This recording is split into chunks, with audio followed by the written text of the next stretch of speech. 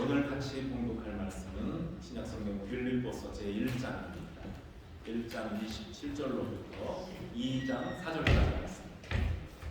여러분 한 절씩 나눠서 읽겠습니다. 오직 너희는 그리스도의 복음에 합당하게 생활하라. 이는 내가 너희에게 가보나 떠나 있으나 너희가 한 마음으로 서서 한 뜻으로 복음의 신앙을 위하여 협력하는 것과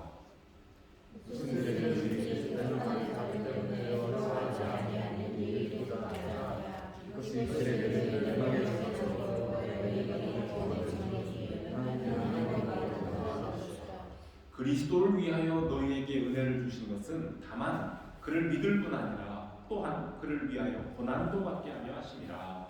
너희에게 복과 같은 사람이 있으니 너희가 나 안에서 구하여 그러므로 그리스도 안에 무슨 권면이나 사랑의 무슨 위로나 성령의 무슨 교제나 긍휼이나 자비가 있거든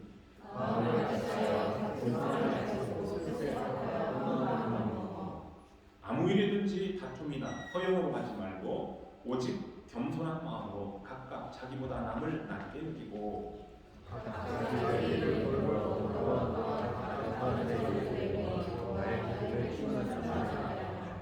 아멘. 네, 오늘 같이 공독한 말씀이 오늘 우리 모든 성도들에게 주시는 하나님의 말씀입니다. 지난 주일에 빌립보서를 보면서 사도 바울이 말씀한 기쁨, 성도들의 기쁨이 무엇인지를 얘기했는데요.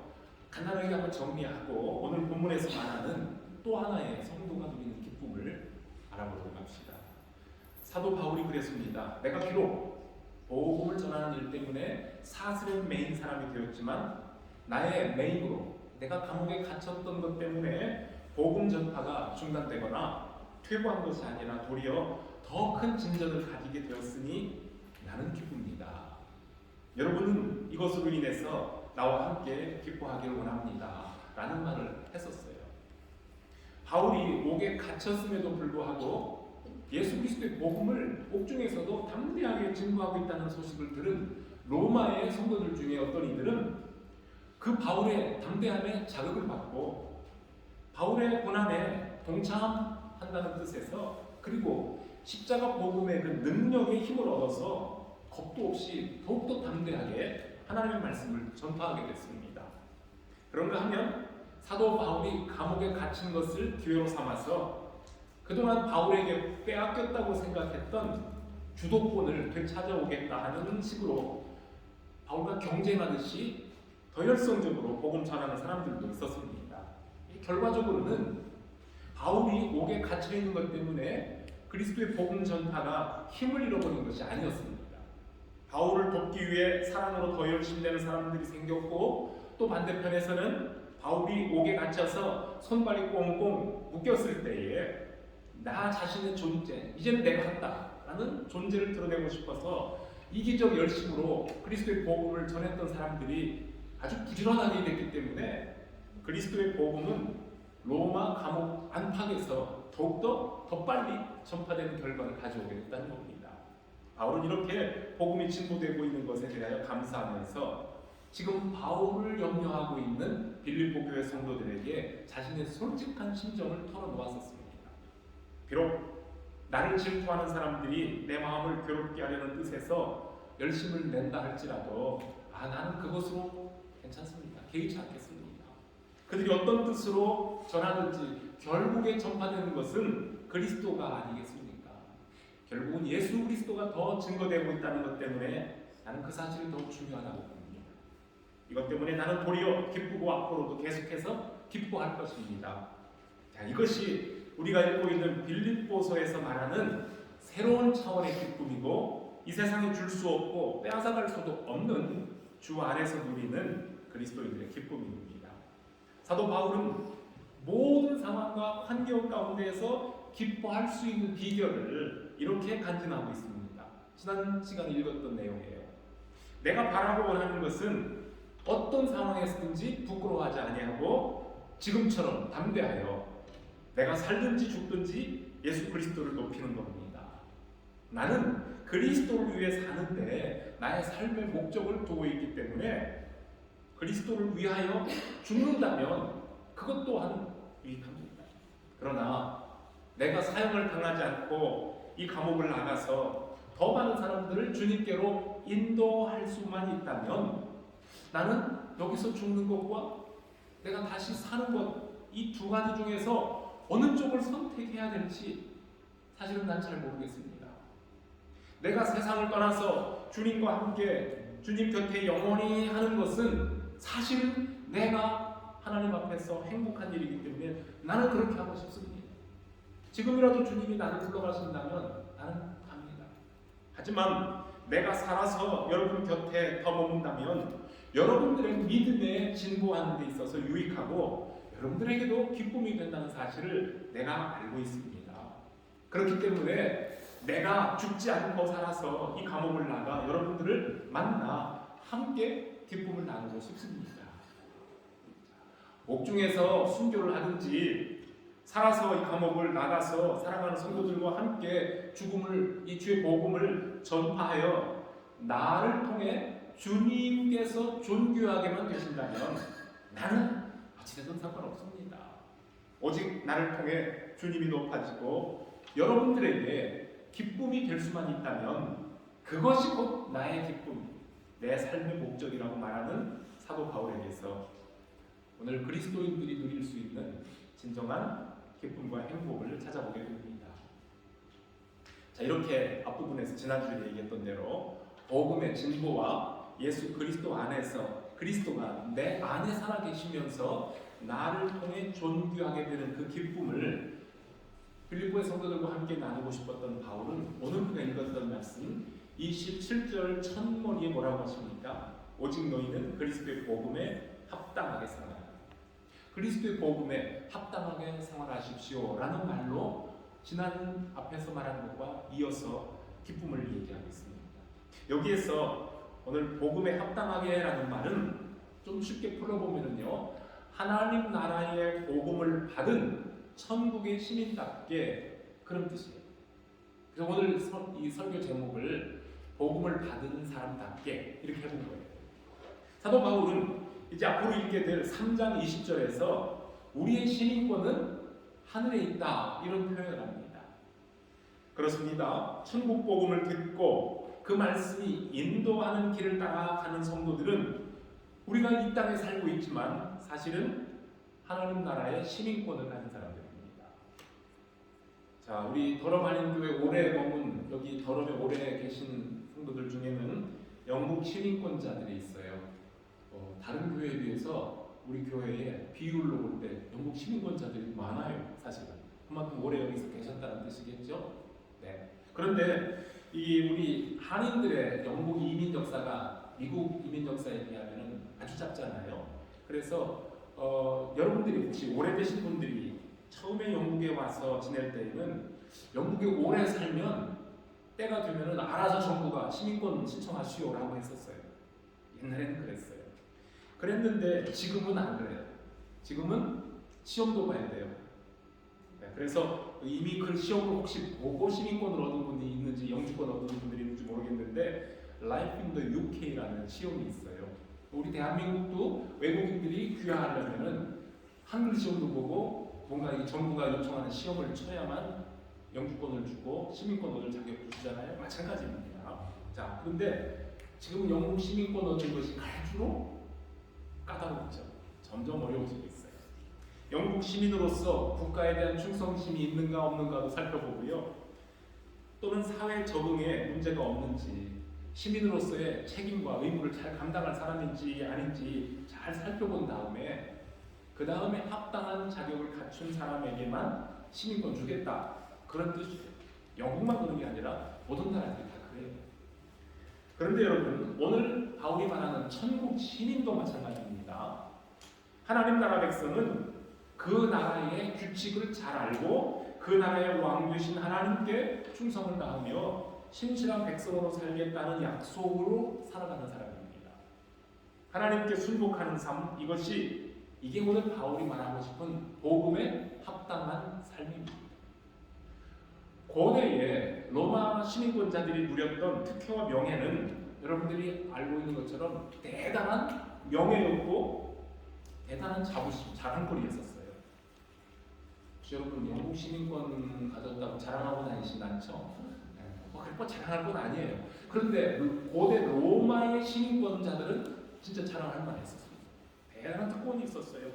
그런데 사도 바울 역시 그는 유대인이에요. 히브리인으로서 부모로부터 이어받은 시민권, 자동으로 이어받은 시민권자였는데 사도 바울이 로마 시민권자라는 신분을 돌아다니면서 자랑한 적은 없지만 그가 복음을 전할 때에 때로 핍박을 당하고 위험에 처했을 때에 나는 로마 시민권자요 라고 자기를 밝히면서 나는 당신들에게 매 맞고 옥에 갇히고 신문받을 사람이 아니라 로마 황제 앞에 가서 당당하게 재판을 받겠소 라고 상소권을 행사할 수 있었던 기회가 있었어요. 이게 로마 시민으로서만 가질 수 있는 특권입니다. 자, 그래서 바울이 말하는 거예요. 로마 시민권자가 가지고 있는 특권이 대단한데 천국 시민의 가치와 특권은 그것과 비교할 수 없으며 더 고상하고 귀하다는 차원에서 성도 여러분, 천국 시민권자들답게 생활하십시오 라고 하는 것이 복음을 받은 자답게 생활하라, 그 뜻과 같은 겁니다. 자, 여러분들이 이렇게 말하는 거예요. 바울이 여러분이 로마의 시민으로서 황제를 존경하며 황제의 시민으로 사는 것을 자랑스럽게 여긴다면 그리스도인들은 그와 비길 수 없는 영광스러운 나라의 백성이라는 것을 기억하십시오.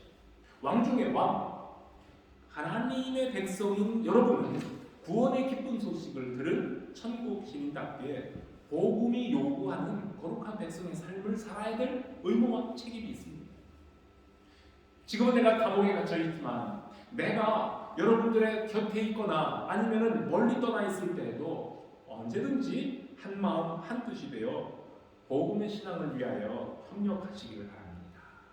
그리고 우리를 대적하는 사람들 두려워하지 않다는 그런 기쁜 소식이 나에게 들려오기를 내가 기대합니다.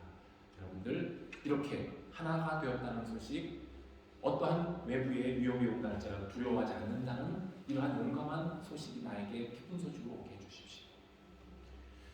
사도 요한도 사랑하는 믿음의 제자 가이오에게 편지할 때에 요한 3서에서 그런 기쁨을 표현했습니다.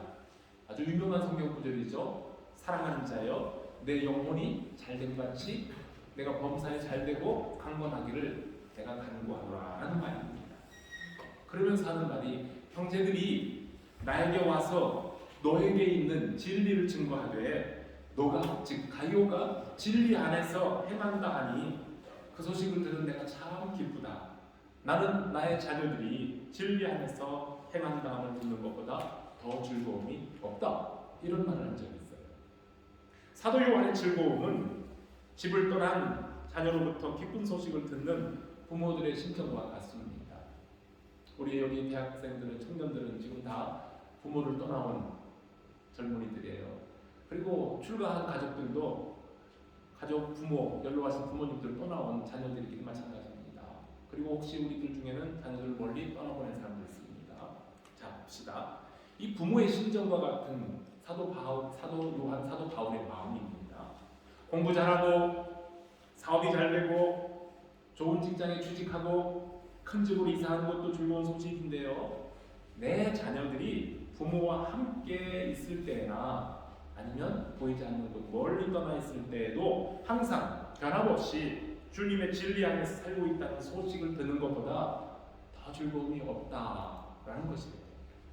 진리 대신 예수 그리스도 안에서 생활하는 자녀들은 영혼이 잘 되는 자녀예요. 영혼이 잘 되는 자녀는 삶의 우선순위가 바르게 서 있는 사람들입니다. 영혼이 바르게 된 자녀들은 어디에서 무엇을 하든지 부모에게 기쁨이 되고 하나님께 기쁨이 됩니다. 그래서 자녀들을 믿는 부모들은 걱정하지 않습니다. 왜? 우리 아이는 어디 가도 예수 그리스도의 진리 안에서 살아가고 있기 때문에 나는 괜찮아, 걱정하지 않아, 기도만 하면 되겠다, 이렇게 기뻐하는 거예요. 영국에서 이렇게 오래 믿음 생활하다가 고국이나 또 다른 나라로 떠나간 믿음의 형제 자매들이 종종 여러분들에게도 연락이 올 거예요. 어떻게 지내는가 궁금해서 더러움이 그리워요. 그렇게 연락하는 분도 있을 거고 옛날 나눴던 즐거운 소식들을 또 그렇게 주고받을 겁니다. 등등 이런 이야기들을 이렇게 나누는데 그 중에는 즐거운 소식도 있고 때로는 마음 아픈 소식도 들려올 겁니다. 그런데 그 가족들의 소식을 듣는 가장 큰 즐거움은 무엇이겠습니까? 더럼에 있을 때보다 영국에 있을 때보다 내가 있는 이 자리에서 현재 있는 자리에서 내가 더 하나님을 가까이 하고 내 믿음이 많이 성장해 가고 있습니다. 그런 소식 듣는 것이 사실 우리들에게는 기쁨의 소식이에요. 물론 여러분들이 알고 있었던 분들 중에 떠나간 분 중에는 어려움을 당하고 있는 분들도 있겠지만 그럼에도 불구하고 주님 안에 살면서 어려울수록 하나님께 소망을 두고 기도하고 있다는 말을 들으면 마음이 든든합니다. 저도 마찬가지예요.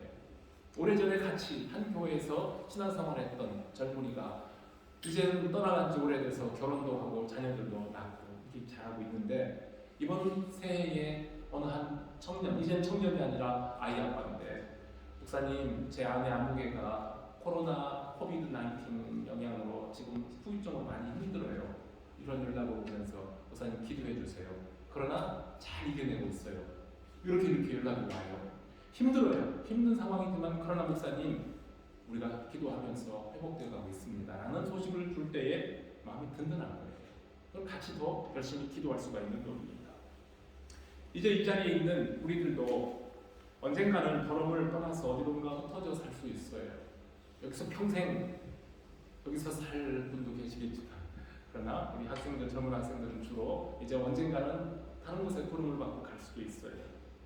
어디에서 어떤 일을 하든지 여러분들 진리 안에서 영혼이 잘 되는 복을 누리시기를 바랍니다. 그리고 이런 즐거운 소식이 자주 들려오기를 기대하고 기도합니다. 우리 믿는 부모들이 자녀를 위한 기도의 우선순위와 소망을 우리 자녀들의 건강한 영혼에 두시기를 바랍니다. 그리고 부모님을 떠나온 우리 젊은이들은 그리고 출가한 자녀들은 여러분들의 영혼이 잘 되는 삶을 우선순위에 두고 하나님과의 바른 관계를 언제나 중요하게 여기시길 바랍니다. 이것이 바로 여러분들의 부모님과 하나님을 즐겁게 해드리는 하나님 나라의 시민으로서의 최고의 삶이고 복음에 합당케 하는 삶입니다. 이제 바울은 오늘 말씀에서 복음을 받은 사람답게 생활하는 중요한 원리를 말해주고 있어요. 뭐라고 말했냐면요, 하나님께서 은혜를 주신 것은 그리스도를 믿을 뿐만 아니라 또한 그분을 위하여 고난도 받게 하심입니다. 내가 전에 여러분들과 함께 있을 때에 여러분들은 내가 겪었던 고난이 무엇인지를 보았으며 지금도 내가 당하고 있는 고난에 대해서 들었을 겁니다. 그리고 여러분 또한 지금 나와 같은 고난을 겪고 있으니 그것은 하나님께서 천국 백성에게 주시는 특별한 은혜입니다. 라고 했어요. 사도 바울은 천국 시민으로서 복음에 합당하게 살고자 할 때는 분명히 그리고 자연스럽게 고난이 따라온다고 했습니다.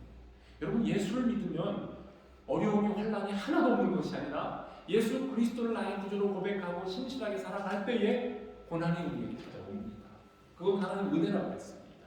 그리고 복음을 위해 살고자 할 때 만나는 고난은 사도 바울은 싸움으로 비교해요. 오늘 본문에 보면은 영적인 싸움으로 비유를 해주고 있습니다.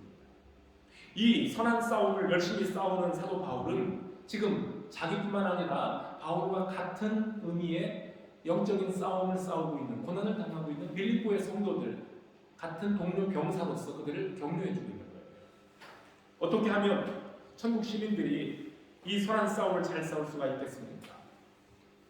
복음에 합당한 생활이 무엇인지 이제 우리는 1장을 읽었고요. 오늘 또 읽었던 2장의 서두 1절부터 4절에 있는 2장에서 좀 더 구체적으로 바로 천국 시민에 합당한 삶의 자세가 무엇인지를 얘기해주고 있습니다.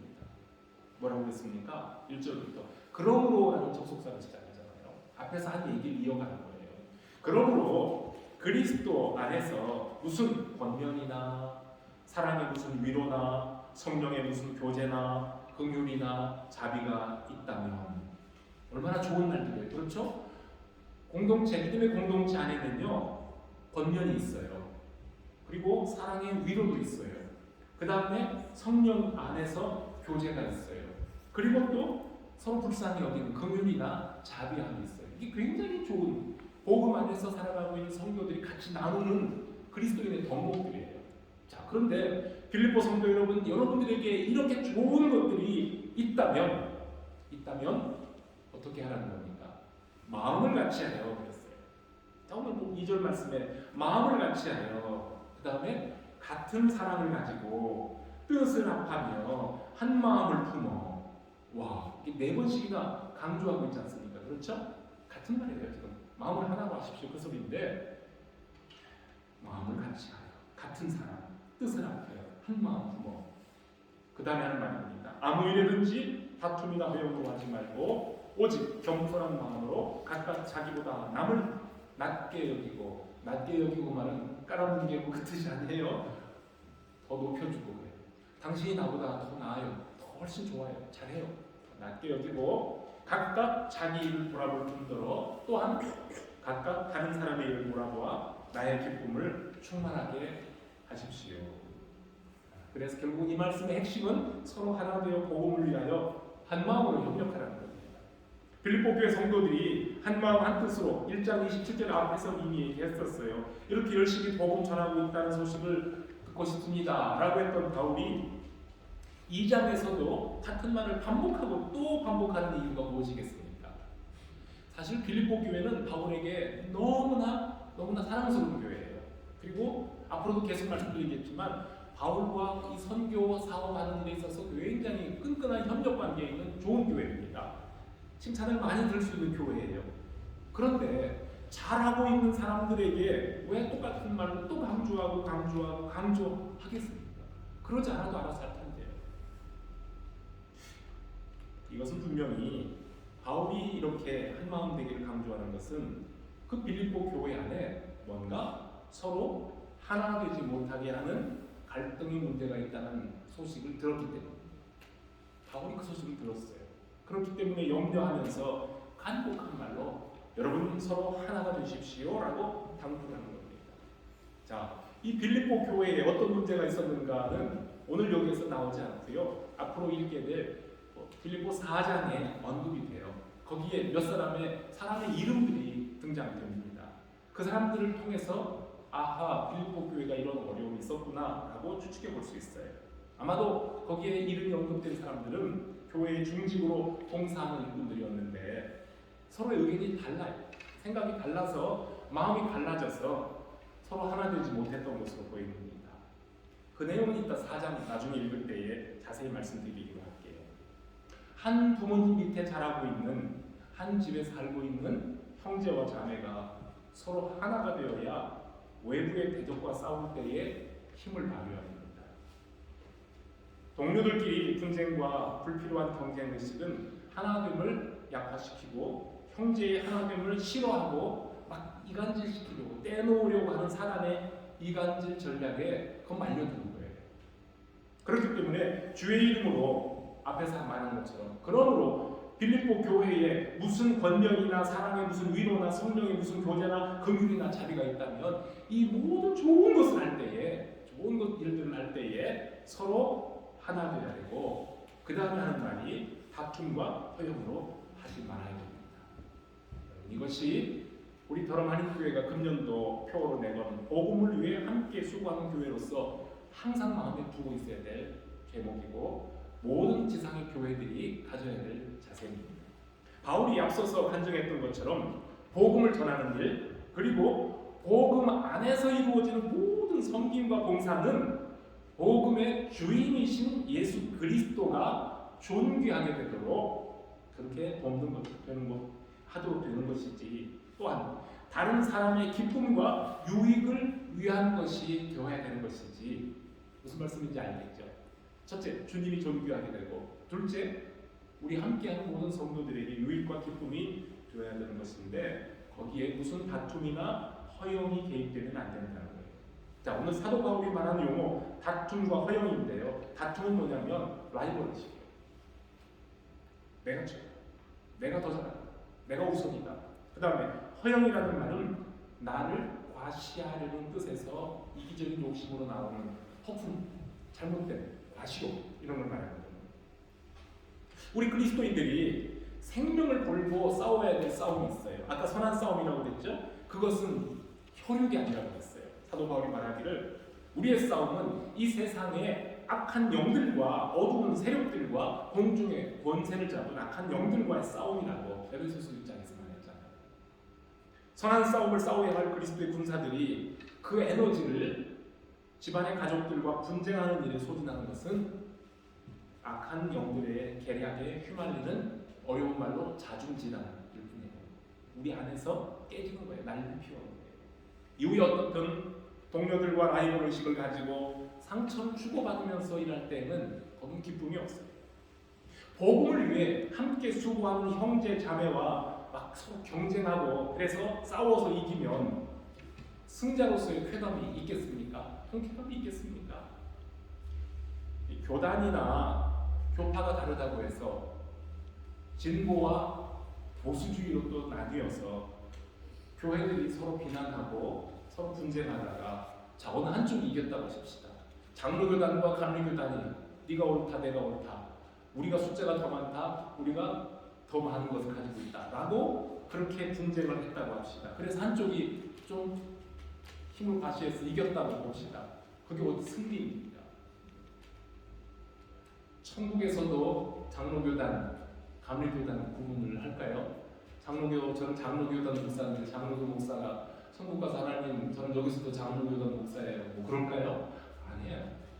영원한 하나님 나라에서는 교단 구분도 없죠. 높낮이도 없죠. 주 안에서 다 하나님의 자녀들이에요. 형제 자녀들이에요. 우리가 하나님의 자녀들이 그렇기 때문에 서로 다른 것 때문에 분쟁하고 나눠질 이유가 없는 거예요. 왜냐하면 교회의 주인 머리는 예수 그리스도시기 때문에. 동기간에 싸우면 부모들이 속 아파요. 저는 6남매 장남이에요. 6남매로서 장남으로서 어린 시절에 동생들한테 가장 좋은 오빠 형이었다고 저는 말 못해요. 솔직하게 그때도 많이 했어요. 우리 동생들. 그러면 우리 부모님들이 얼마나 속상하셨을까. 자식을 키워보니까 알겠죠. 우리 딸이 여기 없습니다. 둘밖에 없는데 때로는 의견이 달라요. 자기가 옳대요. 서로 옳대요. 그리고 서로 이렇게 투닥거리면 그러면 부모가 야 네가 이겼지 잘했어 이렇게 칭찬합니다. 김두리 지사님 오빠와 아이하고 싸우면 오빠 칭찬해 줍니까? 네가 힘이 있으면 잘했어 그럽니까? 절대 아니죠. 이 부모들은 동기간에 아이들이 싸우면 마음이 아파요. 이놈들 왜 싸우나? 왜 싸워? 좀 친하게 좀 지내라. 이렇게 되는 거예요. 교회 안에도 마찬가지입니다. 성도들이 형제 자매가 평안할 때 감사합니다. 주의 이름과 복음을 위해 싸우는 선한 싸움에는 아까 그랬어요. 고난이 따른다고 했어요. 고난이 따르지만 잘 견디고 통과한 사람에게는 승리의 기쁨도 따라옵니다. 복음 안에서 함께 수고하는 성도의 기쁨은 복음의 진보를 위해 서로 마음을 같이 하는 것으로부터 옵니다. 바울이 말합니다. 오늘 성경 본문이에요. 겸손한 마음으로 나보다 남을 낮게 여기라 그랬는데요. 이 말은 남을 존중해 주라 그런 뜻입니다. 내가 나를 소중한 존재로 여기는 것처럼 다른 형제들 또한 존귀하게 여겨야 합니다. 내가 존중받기를 원한다면 역시 나도 다른 사람을 존중해 주는 사람이어야 합니다. 그리고 자기들의 일을 돌아볼 뿐 아니라 다른 사람의 일도 돌아볼 줄 아는 마음을 가지라 그랬죠. 여기서 나의 일과 다른 사람의 일을 구분하고 있는데요. 여기서 나의 일, 다른 사람의 일은 나의 관심사, 다른 사람의 관심사. 영어로는 그래서 인터레스트라고 했어요. 나의 관심사가 있어요. 각자 좋아하는 게 있어요. 그러나 그렇다고 해서 내가 좋아하는 것만 주장하는 것이 아니라 다른 사람은 어떤 생각을 하고 있을까? 어떤 관심을 가지고 있을까 해도 주의해 주라는 겁니다. 주님의 이름으로 무슨 선한 일을 할 때에 내 생각, 나의 주장, 나의 의견이 있어요. 그렇지만 동시에 다른 사람의 관심사에 대해서도 존중하는 자세가 되어야 된다는 겁니다. 내가 좋아하는 일과 내 생각이 중요한 것처럼 다른 사람의 생각도 존중하고 귀를 기울이며 전체의 유익을 위해서 언제라도 내 생각은 양보하고 내려놓고 기꺼이 협력하는 마음으로 주님의 일을 해야 선한 열매가 맺힙니다. 내가 겸손하게 낮아짐으로 내 안에 계신 우리 그리스도께서 존귀하게 된다면 이것이 곧 주 안에서 서로 한 마음 한 뜻 되는 것이고요. 그리스도의 복음에 합당하게 생활하고 있는 천국 시민의 자세입니다. 자, 이제 지난 시간에 말씀드린 것처럼 사도 바울은 투기와 다툼으로 열심히 내어 일하는 반대자들의 그런 경쟁적인 행동을 바울은 이렇게 품어주고 있었어요. 넓은 마음으로 품을 수가 있었어요. 심지어는 옥에 갇힌 바울을 괴롭게 할 목적으로 보란듯이 열심히 내는 철없는 전도자들도 곁에 있었지만 그들을 원망하거나 같이 말로 맞서서 상처를 주지 않고 그러한 방식으로도 그리스도가 활발하게 전파되는 것을 도리어 기쁘게 여겼어요. 이런 태도가 복음을 나누는 전도자에게 꼭 필요한 예수 중심, 복음 중심의 삶입니다. 자, 그렇지만 문제는 뭡니까? 그렇지만 모든 사람이 사도 바울처럼 그렇게 태평양처럼 마음이 넓고 이해심이 많고 예수 그리스도의 중심 자세로 일하는 건 아니거든요.